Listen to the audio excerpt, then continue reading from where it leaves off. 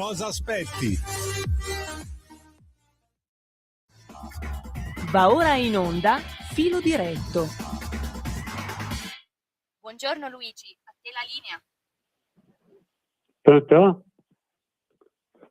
Vai Luigi, a te la linea. Ah, ecco, grazie. Allora, grazie a Natalia, grazie a Radio Libertà. Noi siamo l'Ufficio Rapporti Sociali, un'associazione al servizio dei cittadini, e il nostro modo di operare è quello di aiutare chi ha bisogno di assistenza come patronato, come emergenze abitative, bonus vari, servizi legali, condominiali, CAF, eccetera. Noi abbiamo con noi altri gruppi di associazioni che fanno parte del nostro settore, sono gli Automobili Club Canavese, Registro Padano Veicoli Storici, Muturvei, i Delta One, Automoto Club Romagna, Zaccamoto, Registro Italiano Veicoli Storici.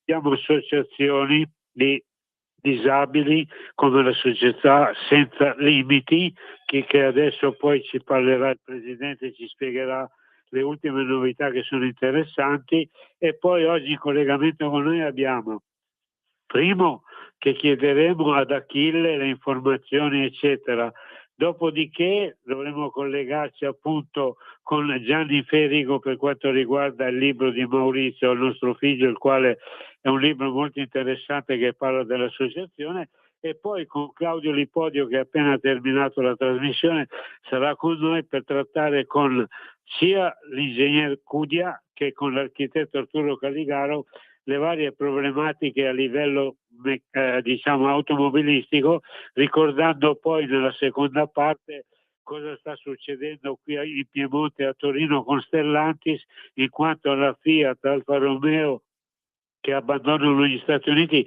Poi leggerò 2 o 3 cose, così le spiegheranno loro che sono tecnici, e anche l'ultima novità per quanto riguarda la patente B nel 2026, perché dal 1° gennaio ci saranno obbligatorie 8 ore di pratica con molte escluse, perché chi punta alla patente B deve affrontare un percorso più rigido con 8 ore di esercitazioni certificate presso autoscuole, divise in moduli obbligatori che includono guida notturna, non so, problemi che solo loro, sia i responsabili delle auto che Claudio Lipodio come presidente, potranno spiegare. Allora ricordo che noi siamo a None, in via Volvera 3, siamo presenti il martedì, il mercoledì, il giovedì e il venerdì, scusatemi, dalle 14 alle 16, chiamate 328 07 15 232 e prenotate, fate l'informazione eccetera, oppure inviate tramite mail ufrapportisociali@libero.it le richieste le vostre opportunità. Quindi iniziamo una trasmissione ringraziando ancora Radio Libertà, che, come dico, ripeto e sottoscrivo, dà a tutti l'opportunità di potersi esprimere, dire come la pensano, cosa vogliono, come vorrebbero e come credono.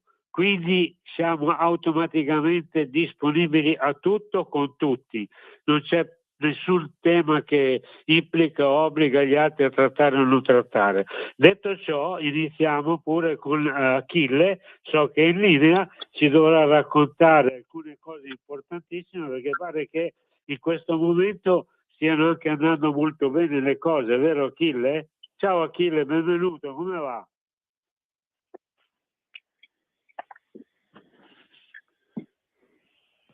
Pronto? Pronto? Achille, ma hai sentito, ho detto come va? Va tutto bene Achille? Ma per me va benissimo, abbastanza, insomma, non lamentiamoci. Sì, dico, Pronto, devi mi senti? spiegare adesso come vanno le cose, a che punto sei? Sì, io ho risposto che va tutto bene. Sì. Ok. Ma non devi dire qualcosa, perché sei in collegamento. Ringrazio Innanzitutto ringrazio chi mi ha preceduto perché mi ha passato. Ma io sto parlando. Sì, Pronto? stai parlando in radio, certo. Ma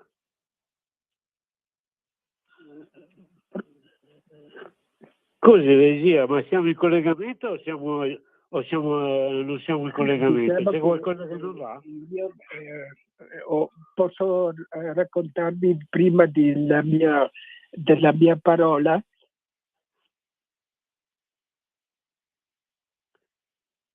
Ma che succede? Non parla? Scusa, Natalia, passiamo oltre allora, scusa, perché nella trasmissione ci sono cose molto importanti da dire, però stiamo perdendo tempo o sono io che non riesco Posso a capire? andare? Ma posso andare? È certo che puoi andare, No, te l'ho già posso detto. andare? Sì,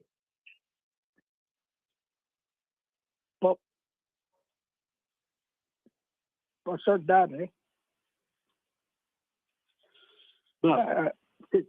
Allora, dico, io sostengo l'iniziativa della radio e soprattutto di chi mi ha preceduto, perché nel 1966 io sono stato in Burundi.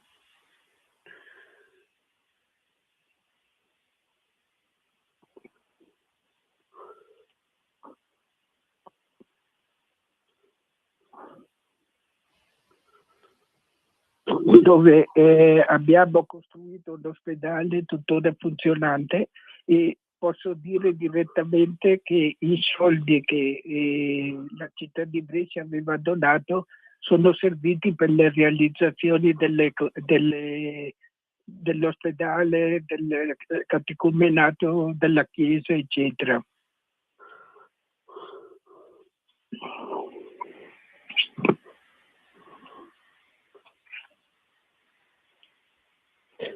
Senti Achille, possiamo chiudere qui la trasmissione perché non riusciamo a seguire, stiamo perdendo tempo, abbiamo altre cose. Oggi ci sentiamo magari sabato parlare prossimo con più calma, Achille, vai.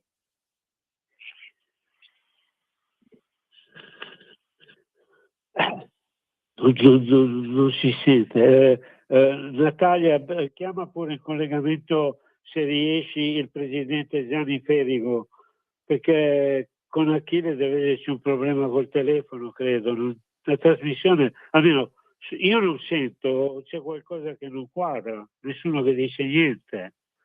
Temo che Achille avesse un po' di ritardo nel telefono, un po' di problemi di comunicazione. Procedo con È Ferigo. la sua che non va, Sì, allora niente, se tu riesci a parlare con Gianni, se no chiamiamo subito in linea Claudio e cominciamo seriamente a parlare poi di quello che è importante per quanto riguarda gli automobilisti, la legge, il discorso del nostro codice della strada che è la nostra base, ok? Andiamo avanti così. Benissimo, chiamo subito Gianni Ferigo.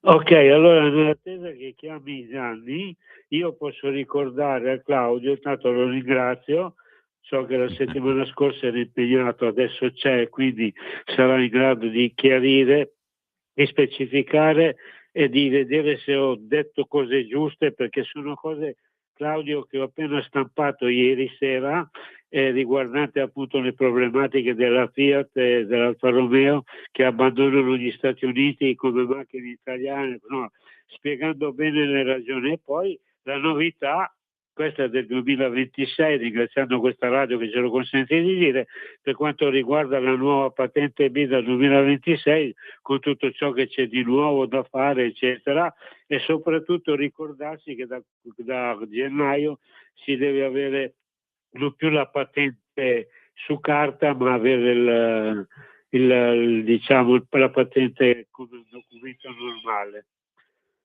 Claudio, cosa dici? Sì, ci sono. Ciao Luigi, grazie. Grazie, sì, buongiorno. Sì, ho cambiato cappellino, ovviamente. La trasmissione di prima e adesso siamo sul pezzo legato alle novità 2026 della patente. Sì, ci sono un bel po' di novità che vanno sia per i giovani che per gli over 65, quindi ci sono un po' di cose, ne possiamo discutere insieme. Sì, lì c'hai sia l'ingegner Cudia che dovrebbe poi essere collegato, che l'architetto Caligaro, che sono quelli che poi, oltre a darti risposte, diciamo, tecniche e pratiche, c'è anche la risposta che è quella che io ci tengo a sottolineare, politica, perché un politico come Arturo Caligaro, l'architetto, è un politico onesto, serio e comprensivo e sa spiegare bene come fare, come comportarsi e come regolarsi. Penso che anche tu sia d'accordo su questo, no Claudio? Sì, assolutamente. Diciamo che l'occhio politico ci vuole sempre, anche nelle nostre trasmissioni, è importante. Uno, perché ci permette anche di portare le nostre istanze, no? E lui sa dove portarle.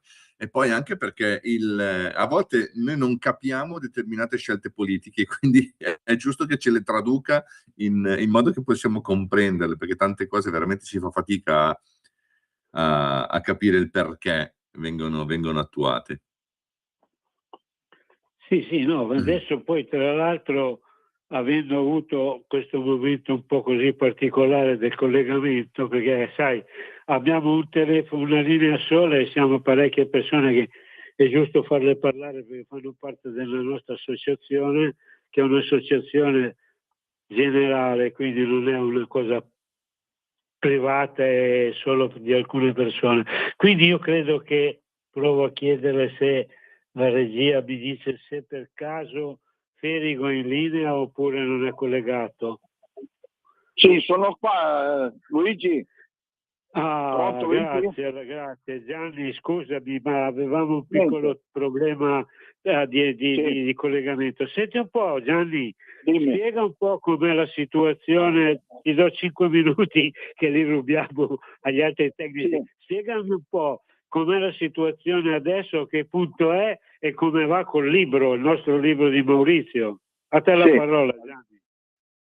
Buongiorno a tutti, in pratica io sono uno dei responsabili della Senza Limiti, la nostra associazione fa sport esclusivamente per ragazzi con handicap, disabili in pratica, e quindi tutti i sabati siamo in piscina, in 3 piscine su Torino, e in pratica facciamo gli allenamenti, in pratica tutti, salvo che non ci sia qualche festa, il sabato mattina siamo su 3 piscine a fare gli allenamenti con i ragazzi.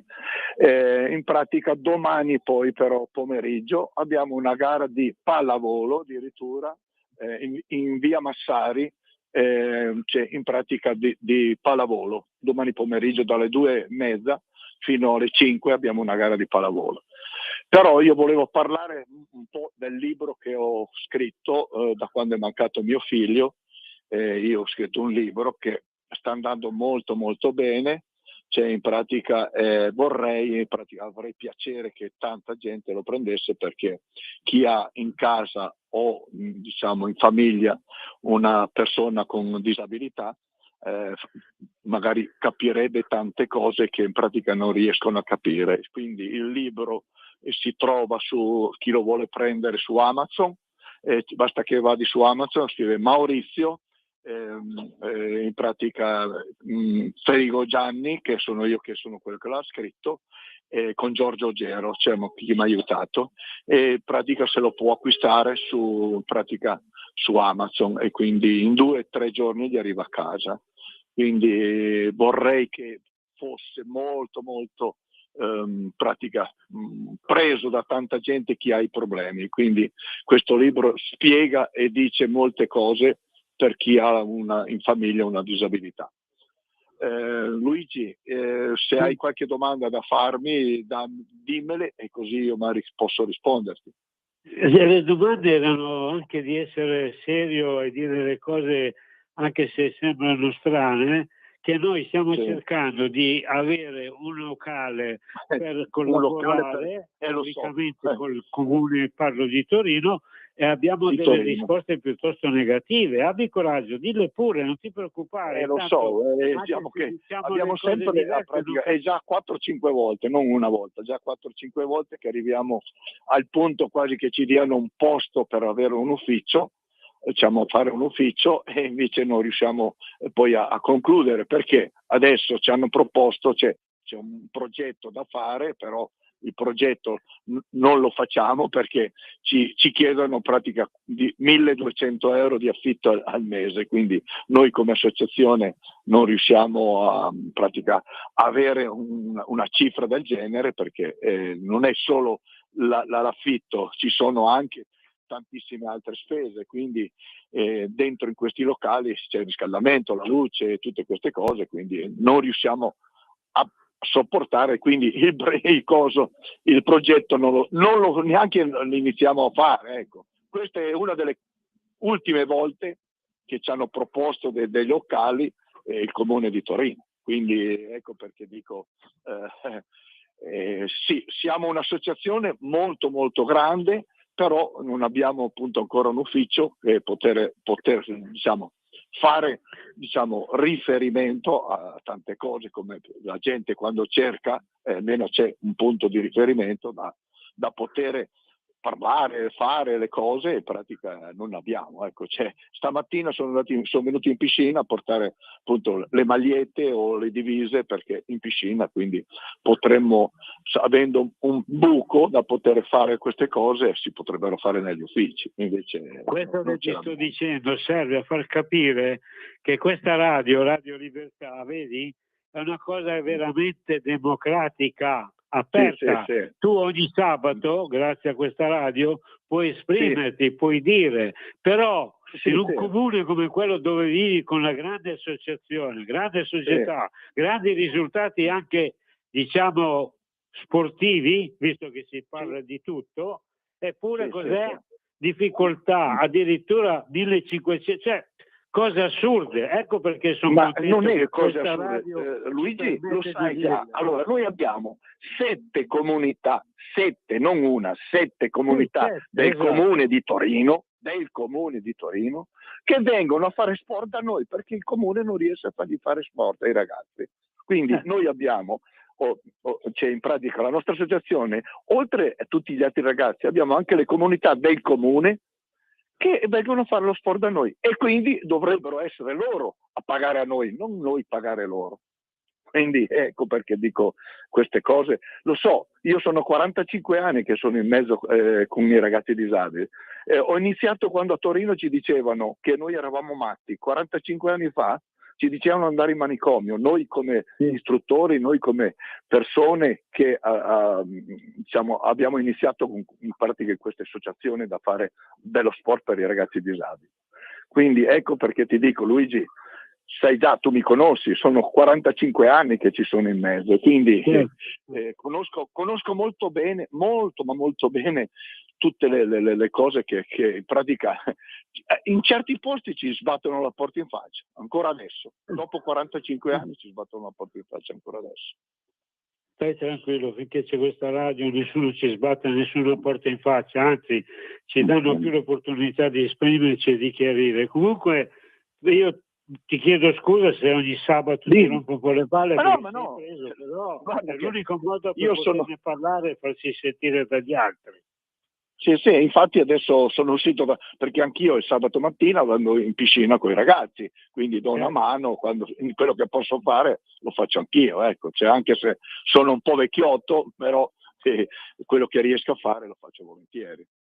Quindi, va bene, allora Luigi, io adesso ti ringrazio e poi ti do l'appuntamento sabato prossimo, vai. Perfetto, io intanto ti ringrazio tantissimo di poter, ecco, che ogni sabato ci dai la parola di poter spiegare e dire cosa facciamo noi con la nostra associazione. Cioè, quindi la nostra associazione in pratica in pochi anni è diventata una delle più grosse a livello Italia, non Piemonte, a livello Italia. Quindi Luigi, ti ringrazio tantissimo di quello che tu fai, lo sai già. Grazie tantissimo, salutami tutti quanti i tuoi collaboratori e ringraziali anche da parte mia, anche quelli che non sento, che però tu li ascolti, cioè li parli. Grazie. Ciao. Grazie a te e ci sentiamo sabato prossimo, grazie. Ok, allora, ciao. Riprendiamo con Claudio.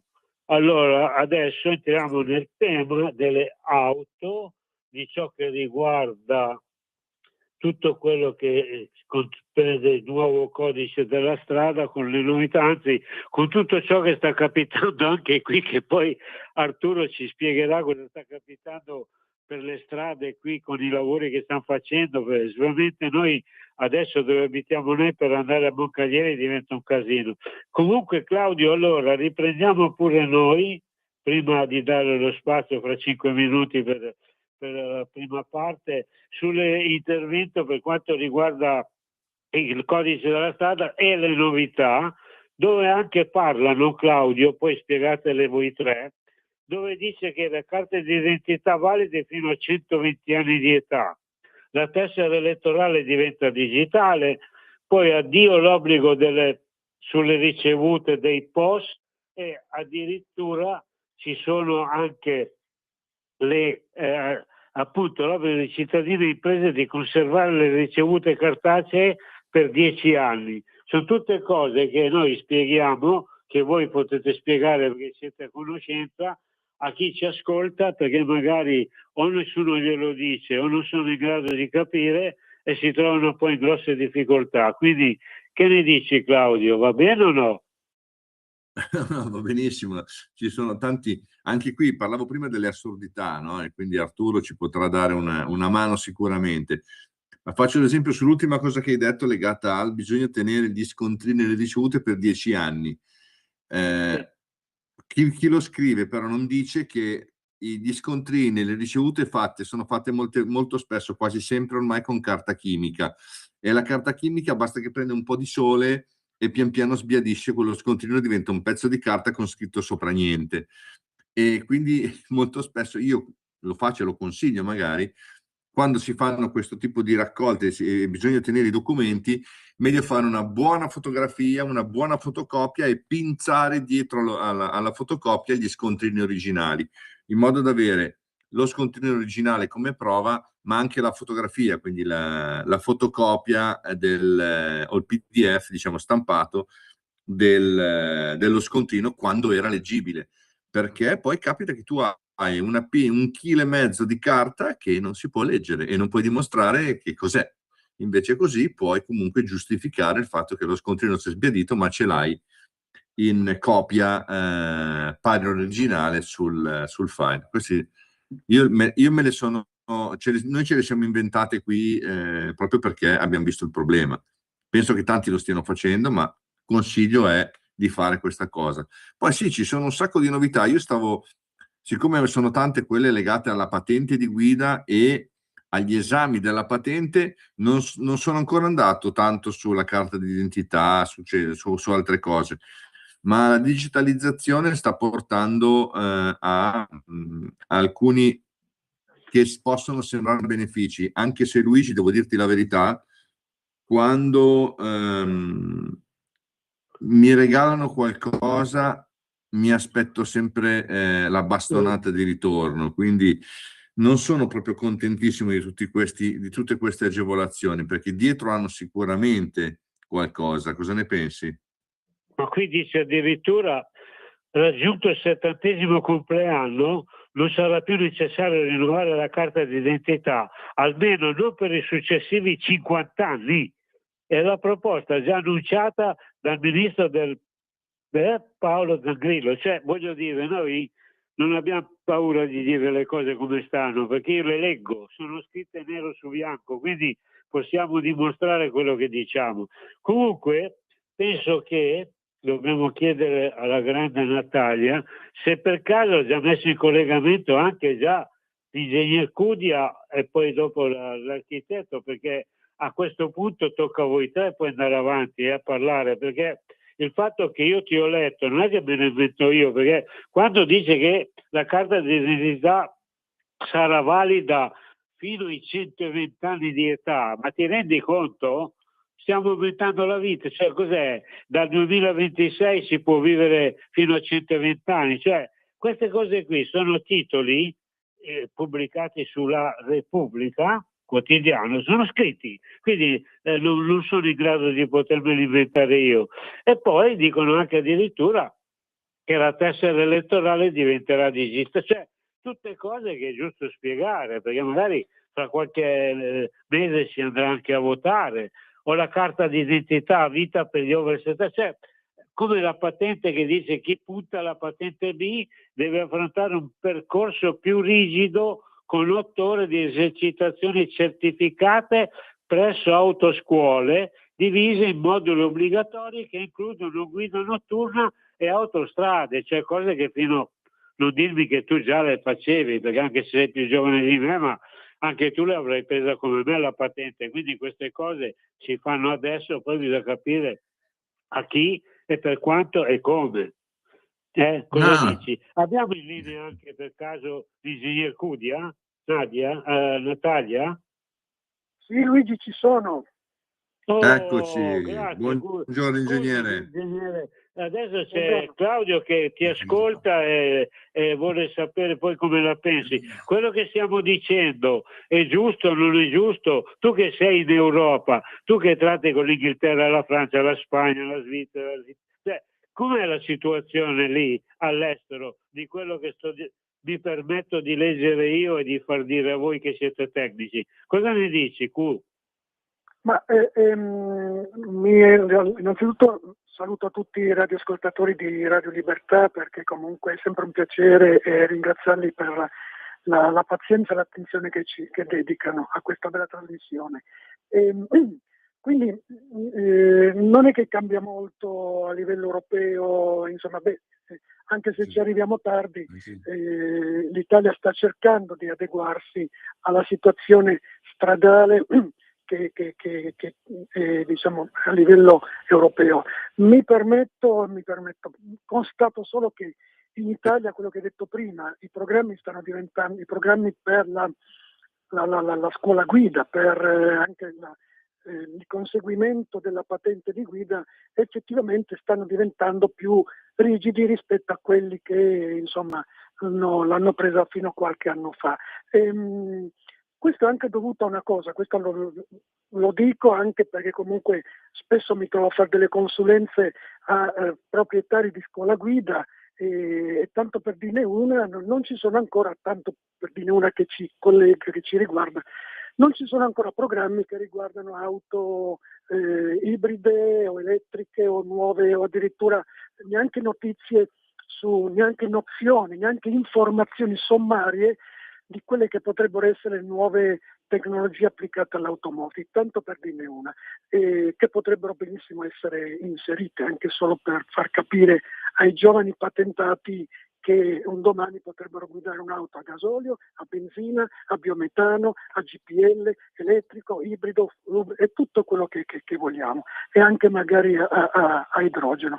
Chiusa questa parentesi che in qualche modo, che peraltro per esempio con gestori di autoscuole in Spagna sono proprio nei programmi ministeriali. Altra cosa che hai detto prima, più ore passate a guidare. Effettivamente, Luigi, devo dirti che comunque i ragazzi, i neopatentati in Italia vengono trovati, non solo da me, ma anche da tutti quelli che poi fanno anche, per esempio, concorsi per guidare oppure per constatare la capacità dei giovani neopatentati, e sono leggermente deficitari, leggermente potrebbero fare di più. Quindi ben vengano anche queste esperienze nuove, che noi facevamo, che un tempo si facevano con gente esperta, con gente che può essere anche il papà, lo zio, o anche proprio con dei ingegneri abilitati a fare lezioni anche in privato. Quindi non lo vedo poi tanto proprio massacrante per i giovani così, sono poi esperienze in più che si fanno, perché tanto comunque teniamo conto che la prima cosa che fa poi un neopatentato, maschio o femmina che sia, quando ha una macchina, poi pronto? Sì, Diego, diamo pure lo spazio per la pubblicità della metà trasmissione. Andiamo avanti poi con Claudio, e voi tre ragionerete fino in fondo. Grazie. Diamo pure lo spazio allo studio, grazie. Lo amiamo. perché ci offre sempre le cose più buone e naturali. Linea Alberto Acerbis! Cari amici di Radio Libertà, cari ascoltatori, buongiorno. Io sono Gaia Acerbis e devo dirvi la verità, devo dirvi che io quest'oggi sono un po' emozionata perché è il mio primo e vero collegamento. Il mio papà Alberto, che molti di voi sono sicura già conosceranno, mi ha detto: Gaia, mi raccomando, fai una bella offerta ai nostri amici di Radio Libertà. Quindi scusatemi in anticipo se non sarò brava come lui, però ci provo e vi parlo del nostro olio Acerbis. Olio Acerbis è un olio extravergine di oliva 100% italiano da olive italiane certificate all'origine estratto a freddo. E pensate che proprio in questi giorni stiamo imbottigliando come ogni mattina sulle sponde del lago di Garda l'olio nuovo. E la mia offerta per voi questa mattina è proprio questa: olio nuovo al prezzo vecchio. 6 bottiglie da 1 litro, 84 euro con trasporto gratuito in tutta Italia. Ricordo che olio Acerbis, oltre a far bene alla salute, è un olio che non copre i piatti ma li accompagna e vi fa riscoprire i sapori semplici di una volta. Per ordinare potete chiamare il numero 030 68 40 408 oppure andare sul nostro sito www.olioacerbis.com. Mi raccomando amici, approfittatene finché c'è disponibilità e ricordatevi sempre che l'olio buono è un nutraceutico a metà tra un condimento e un medicinale. Io vi ringrazio, ordinate e dite: ho ascoltato Gaia su Radio Libertà, così mi fate fare anche una bella figura a casa e questo non guasta mai. Io vi abbraccio, una buona giornata, viva l'Italia, viva le cose buone. Ehi tu, non trovi più il segnale di Radio Libertà sulla tua radio DAB? Non disperarti, risintonizza. Sì, ma come? È facile, tasto menu, poi scegli il tasto corrispondente alla ricerca automatica dei canali, attendi qualche minuto e tutte le stazioni DAB della tua zona saranno disponibili. Di nuovo a te la linea. Grazie Natalia. Allora Claudio, adesso a te la linea e tratta con tutte e due. A voi la parola, andate avanti fino a qualche minuto prima della chiusura, che poi daremo gli ultimi indirizzi. A te Claudio, vai, grazie. Detta così sembra quasi che mi dici cavoli tuoi. Sì, cavoli tuoi. Scherzo, No, bene, le novità sono tante, come diceva l'ingegnere, anche sono legate a 2 ore in più di guida obbligatoria, che non sono così tanto traumatiche, quindi va bene che ci sia. La pratica è sempre importante. Cambia leggermente anche l'esame, cambiano gli argomenti nell'esame anche di teoria, vengono aggiunti alcuni riferimenti agli angoli morti, che prima erano legati all'utilizzo degli specchietti, adesso ne hanno fatto un argomento un po' più specifico, ai famosi angoli morti, gli angoli dove non c'è visione. Si pensa per le biciclette, ci sono troppi danni tra automobili e monopattini in questi ultimi anni. Purtroppo, devo dirla, da automobilista e da utente della strada, molto spesso l'automobilista ha solo la colpa di essere più grosso del monopattino, perché i monopattini sono andati in giro per troppi anni senza regole e quindi di danni se ne sono fatti tanti, di morti ce ne sono stati tanti, persone che si sono fatte veramente male o che hanno perso la vita sono veramente tante e troppe, in un'azione che vorrebbe la legalità, che vorrebbe la sicurezza stradale come argomento. Ecco, importante che la sicurezza stradale viene in qualche modo inserita nel percorso teorico e pratico. E ingegnere, anche lei me lo potrà confermare, è molto importante che i ragazzi vengano a conoscenza questa è una cosa che ho capito poco, il perché ti fanno utilizzare le macchine con tutta la strumentazione di sicurezza, quindi quelli che vengono quelli che sono il controllo della corsia, il controllo di parcheggio, tutti i vari sensori che ormai le automobili hanno, ma l'esaminatore non vede di buon grado se la persona che sta facendo l'esame li utilizza. Questo è un po' un controsenso, però mi piacerebbe il suo parere su questo. Sì, allora volevo solo, giustamente come ha detto Luigi, così volevo anche solo mettere il punto su alcune piccole questioni. Allora, il 60% degli incidenti diretti o indiretti che arrivano a livello italiano ma anche a livello europeo, incidenti stradali, non c'è bisogno di avere morti sulla strada, ma incidenti anche gravi sono commessi da persone che hanno comunque la patente da meno di 10 anni, perché comunque anche chi guida sviluppa una sorta di sicurezza e anche di esperienza. Esperienza, sì, con la strada, con il mezzo, e non va ci pensa 2 volte prima di fare delle manovre azzardate, ecco. O comunque per esempio di non fermarsi ad un semaforo, oppure di fermarsi appena in tempo, tanto per dirne una così. Un'altra questione è quella legata, appunto, come si diceva prima, alla velocità.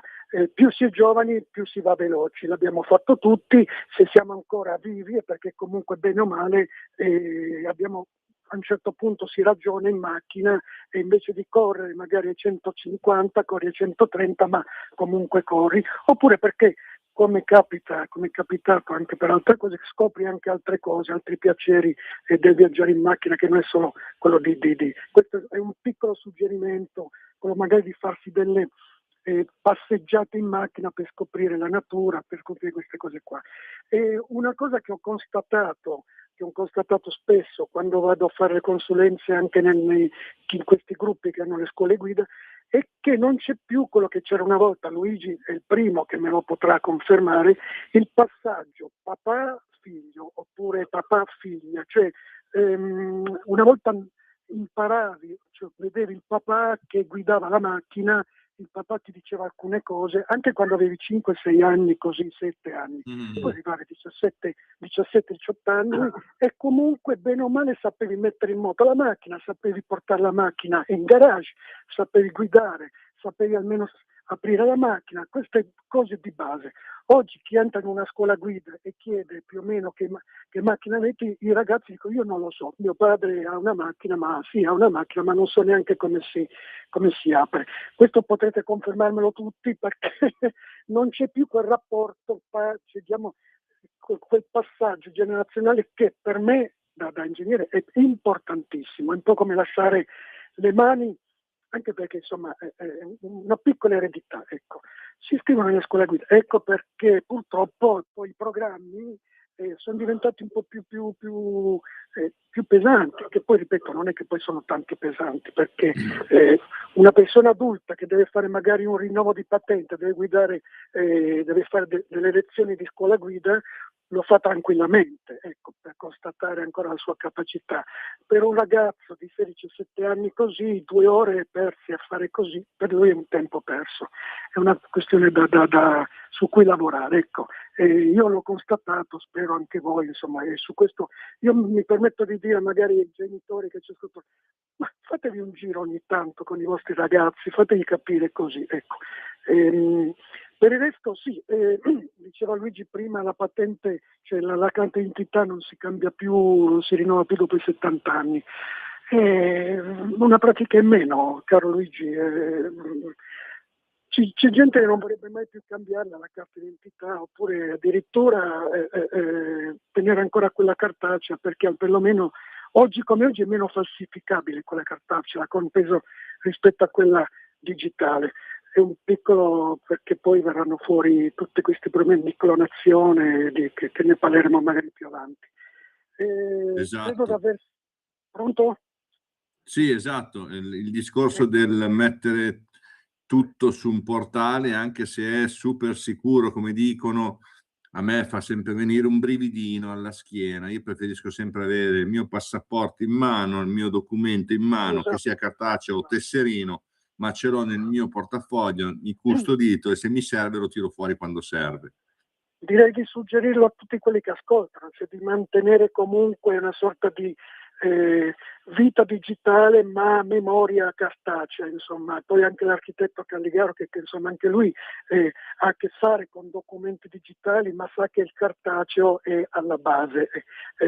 Documenti quando sono cartacei spesso sono più sicuri che quelli digitali.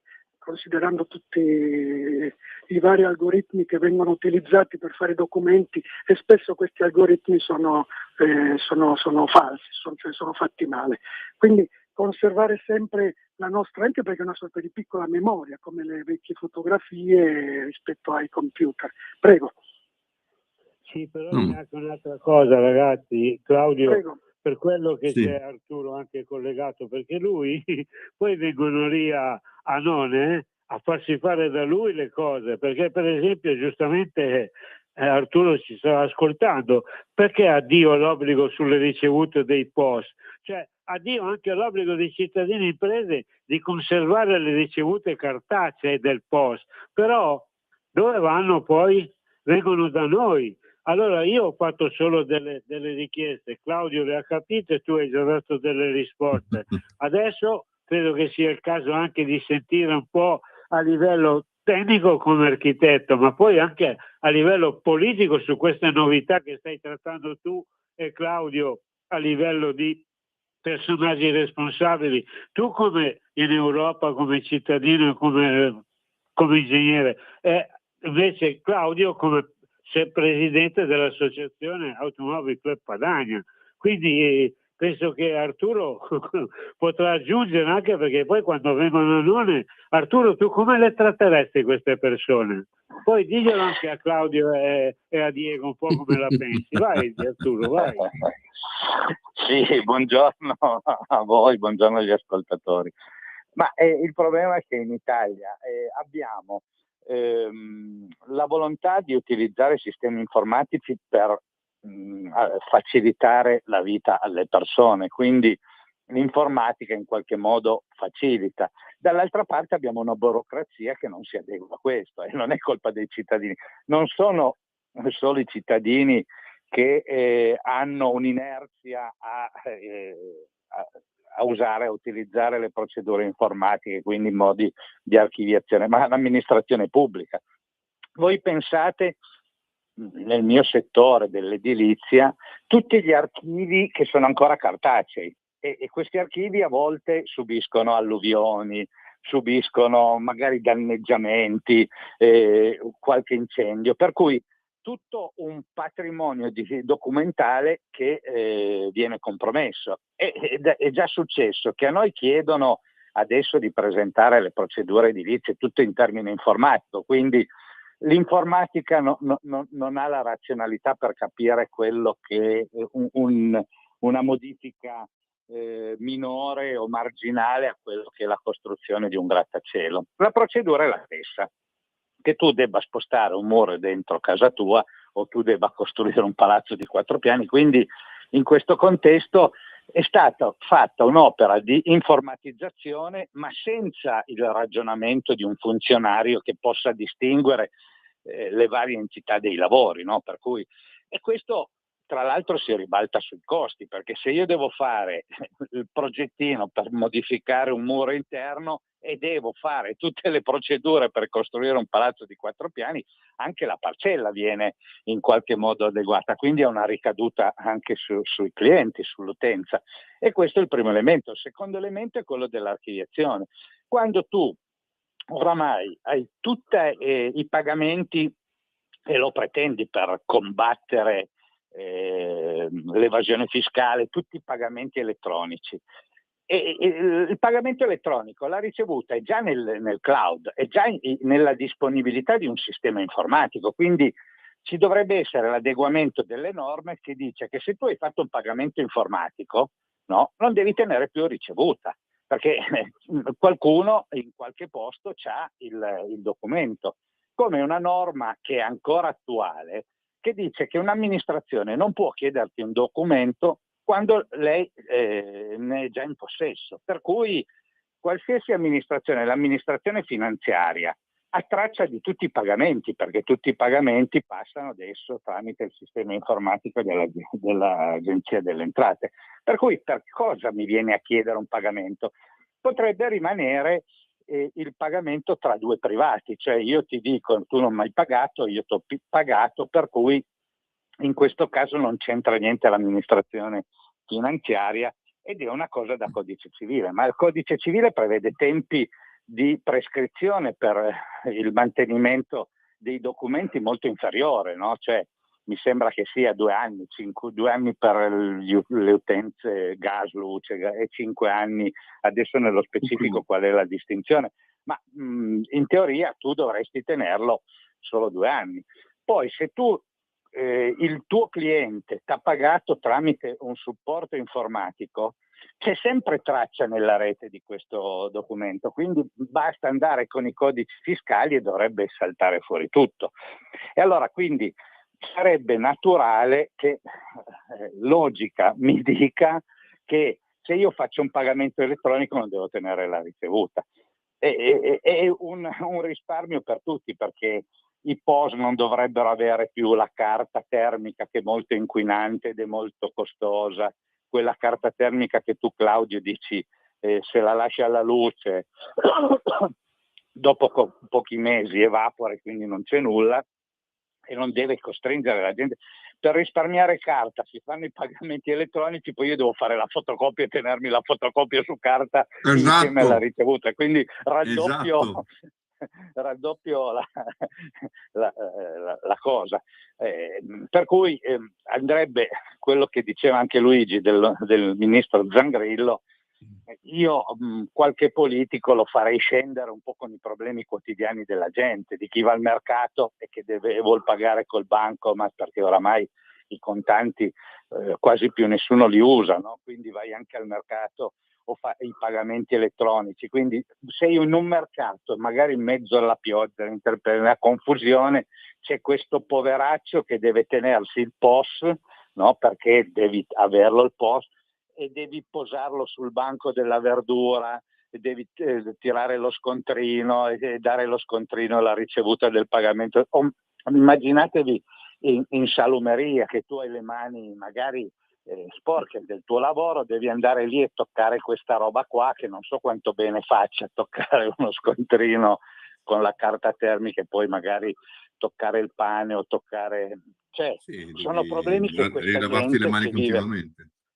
Esatto, continuamente. Sono problemi che questa gente penso che non abbia dimestichezza, è la gente comune che ha questi problemi. Quindi anche in questo caso la razionalità in qualche modo dovrebbe fare in modo di adeguare tutte le norme. Cioè tu vuoi arrivare a un'informatizzazione, anche la tessera elettorale elettronica mi sta bene, perché tu entri adesso con la carta d'identità elettronica e daremo poi la notizia, lo SPID cade in prescrizione o va a pagamento. Alcuni gestori dello SPID ti fanno già pagare una quota annuale, mentre la carta d'identità elettronica è gratuita, e quindi entro giugno tutti quanti devono avere la carta d'identità elettronica. È una cosa, a mio giudizio, una cosa buona, perché almeno eviti di dare soldi a tutte queste società informatiche che ti forniscono uno SPID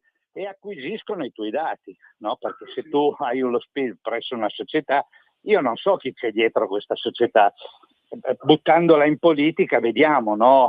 Il dossieraggio e la discussione sul dossieraggio che viene fatto in questi giorni anche da parte dell'antimafia. Quindi tu fornisci i tuoi dati a un gestore privato e che questo può risalire a tutte le tue operazioni, no? Quindi invece la carta d'identità elettronica c'è la garanzia che dietro ci sia lo Stato, tra virgolette. Quindi, Arturo, quando hanno fatto lo SPID ci hanno detto o ci hanno raccontato la favola del dietro c'è lo Stato, e siamo alla stessa cosa con un prodotto diverso. Però anche allora ci dissero che lo SPID era legato all'Agenzia delle Entrate, che era di qui, che era controllato, che sarebbe stato sempre gratuito, e poi non è così. Non è così. È tutto quello che prima inizia come gratuito e che, come dicevi tu, te lo danno come un regalo, dopo la cosa puzza, perché sappiamo benissimo che nessuno ti regala nulla, no? Lo Stato non te lo regala perché lo paghiamo noi con le nostre tasse, quindi non è gratuito, è solo un'illusione che sia un servizio gratuito perché viene pagato con le nostre tasse. Tutte le altre società, e noi lo vediamo nel comune, no? adesso si appalta tutto, si appalta anche gli accertamenti fiscali sulle evasioni IMU, della Tari. Sembra strano che lo Stato non riesca a fare un compito per cui fa le leggi. Cioè io faccio una legge come Stato, no? E per applicarla ho bisogno di andare da un privato, no? E, c'è qualcosa che non funziona, no? Tutto quello che riguarda l'imposizione fiscale, l'elevazione di contravvenzioni dovrebbe rimanere in capo allo Stato, non che tu hai gli ausiliari del traffico che mi controllano le soste e non sono dipendenti dello Stato, no? Quindi sono dipendenti di una società che ha avuto questo. Le multe vengono controllate da società esterne, ma come? Cioè, io ho un rapporto verso lo Stato e qualcuno mi mette un tramite. Non la vedo molto lineare come procedura. Purtroppo sappiamo benissimo che se una cosa è gestita dallo Stato, lo vediamo negli stati socialisti, è una cosa ferruginosa. Perché? Perché nello Stato non c'è controllo, e lo vediamo adesso, no? Nello Stato c'è l'impiegato, che è l'apparato statale, comunale, provinciale, regionale, c'è un impiegato che lavora e svolge il suo ruolo. C'è tanta gente che, e lo vediamo quotidianamente, non è che si ammazzi dal lavoro. Per cui bisognerebbe, e dirlo a Zandrillo, di andare a controllare come funziona lo Stato, andare a trovare le sacche di inefficienza, e cioè tentare di togliere tutto quello che è inutile o dispendioso, no? Ci sono il controllo di alcune imposte che sono più costose che non quello che percepisci dall'imposta stessa. Quante volte tu, Luigi, o tu, Claudio, avete parlato di imposte che allo Stato costa molto riscuotere, soprattutto nel campo dell'automobile, no? Una per tutti, la tassa di circolazione. Io vorrei vedere se il guadagno della tassa di possesso, non di circolazione, di possesso, parliamo bene, sia un circuito positivo per lo Stato, oppure se pareggi o vada in negativo. Ma come la tassa di circolazione ci sono molte altre imposte che non si sa bene se tutto l'apparato per controllare, lo vediamo nei comuni, no? Abbiamo la tassa sul passo carraio, la tassa sull'insegna, l'occupazione di suolo pubblico. La tassa sull'ombra del balcone o sull'ombra sì, ci sono delle cose assurde che arrivano magari anche da periodi del ventennio e sono rimaste perché fanno comodo. No, ma la cosa che dico io, tu mi stai facendo vedere che lo Stato italiano, il governo, sta investendo tantissimo nell'informatizzazione, quindi nel semplificare, utilizzando anche l'intelligenza artificiale, utilizzando i sistemi elettronici di oggi. Ma i dipendenti pubblici rimangono sempre 3 milioni, però. E cosa fanno questi qui se tutto il resto lo fanno i computer in modo automatico? Pigliano lo stipendio e basta? Domanda. È una bellissima domanda questa, e purtroppo anche questo fa parte delle inefficienze della burocrazia e i rapporti con la politica. Noi abbiamo un ministero dei rapporti col Parlamento, no? Non so cosa faccia, no? Un ministro che deve parlare col Parlamento quando sono tra di loro, no? Perché il ministro è un parlamentare. Cioè, è solo in Italia che abbiamo un ministro per i rapporti col Parlamento, ma che cosa e quindi questo ministero avrà uffici, impiegati, locali, computer, telefoni, autovetture e quant'altro, no? Cioè, io lo ritengo lo ritengo allucinante, no? Un ragionamento di questo genere. Per cui è vero quello che dici tu, bisognerebbe che la classe politica si accorgesse. Vai verso la digitalizzazione, bene, c'è una fascia di cittadini che ha un'inerzia motivata proprio strutturalmente, perché un anziano non puoi dirgli vai a pagare con il bonifico quando non ha neanche il conto corrente online. Oltretutto bisognerebbe che lo Stato dice voglio i pagamenti elettronici, ma se il pensionato va a pagare allo sportello, che non gli piglino 5-6 euro per fare un bonifico, no? Le banche. Quindi dici tu, io voglio, però un bonifico non deve costare più di €1 e la banca con €1, visto che tutta l'elettronica che abbiamo noi come Stato ce l'hanno anche le banche, quindi un click non può costarti più di €1, no? Perché oramai un bonifico leggi il QR code, quindi neanche l'impiegato deve stare a scrivere, illumina il QR code, viene giù il pagamento, un impulso elettronico lo preleva dal tuo conto corrente e in 2 secondi hai il pagamento effettuato, non devi Guarda, più neanche Arturo, stampare la ricevuta, per cui non può costarti 5-6 euro. Sono guarda, queste le io ti faccio... incongruenze che nell'informatizzazione poi c'è qualcuno che ci inzuppa il pane e sono i soliti che ci inzuppano il pane, no? Ma sì, si Quelli sa che questa cosa qua è stata portata per dare soldi alle banche e stanno facendo vagonate di miliardi con questo sistema. Ma la cosa bella era, se pensate ai conti correnti bancari di una volta, no? Una volta io pagavo una commissione alla banca perché andavo allo sportello, l'operatore faceva l'operazione e quindi prendeva la sua fee perché ha fatto un lavoro. Oggi faccio tutto online, faccio tutto da solo, lo sportello non esiste più perché faccio tutto online e gli do comunque la commissione alla banca che non ha più, che quel servizio non lo fa più perché faccio tutto io. E quindi vedete che le cose sono cambiate senza che noi ce ne accorgiamo, ma dobbiamo fare in modo che le cose vengano fatte in modo anche intelligente e anche se costoso, ma deve essere utile. E oggi purtroppo certe decisioni non sono utili. È questo che preoccupa.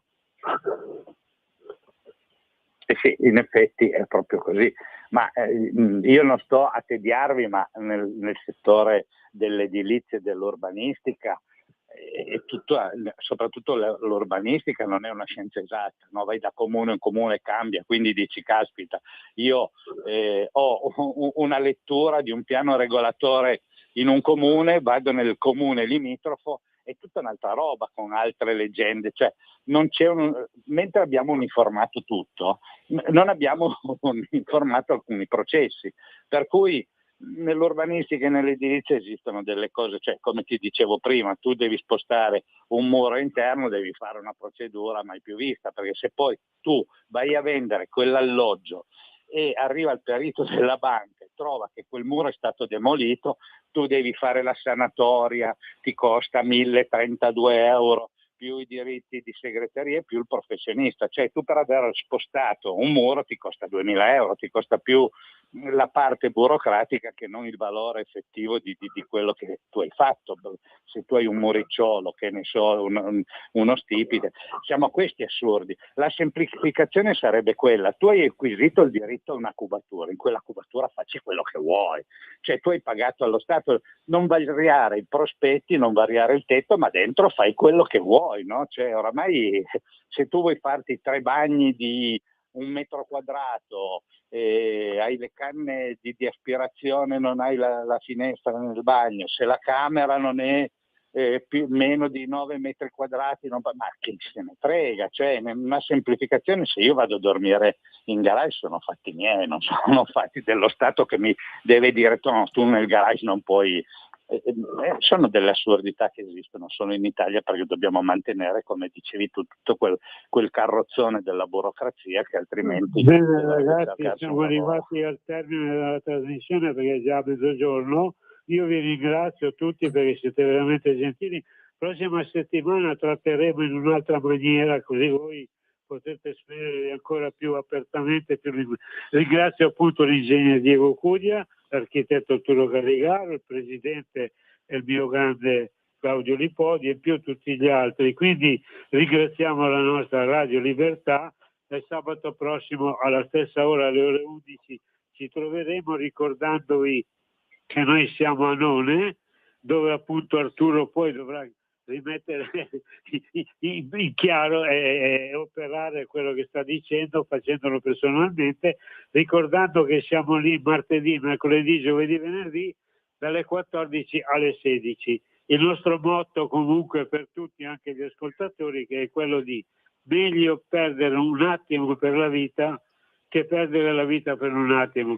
Ringraziamo ancora appunto Radio Libertà e tutti voi che avete collaborato e che intendete continuare a collaborare, perché abbiamo qualcuno che ci dà l'opportunità di poterci esprimere. Grazie a voi tutti, arrivederci, risentirci a sabato prossimo. A voi studio, grazie. Ciao a tutti. Avete ascoltato Filo Diretto.